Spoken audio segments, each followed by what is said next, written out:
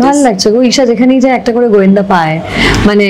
সেটা মানে আমি ফাইনালি একেনকে পেয়েছি, আমার ভালো লাগছে এই কারণে, আরো কারণ একেন না ভীষণ জনপ্রিয় একটা সিরিজ, মানে একদম যেখানে আমি অনির্বাণের সঙ্গে একটা বিদেশ,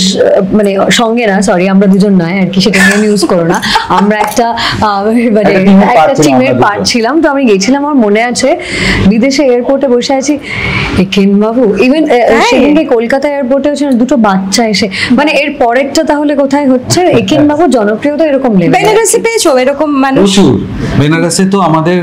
বাঙালি টুরিস্টরা থাকে, ওখানে প্রচুর বাঙালিরা থাকেন, এবং আরেকটা জিনিস যেটাতে খুব অবাক হলাম সেটা হচ্ছে সেখানে হচ্ছে প্রচুর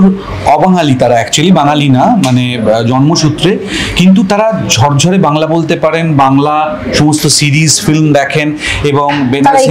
হ্যাঁ তারা একেন দেখেন, এবং একেনের ফ্যান আমাদের সাথে যেদিনকে আমাদের স্পট করতে পেরেছেন, তারপরে এমন 2-4 জন ছিল যারা আমাদের সাথে সাথে রোজ ঘুরেছে।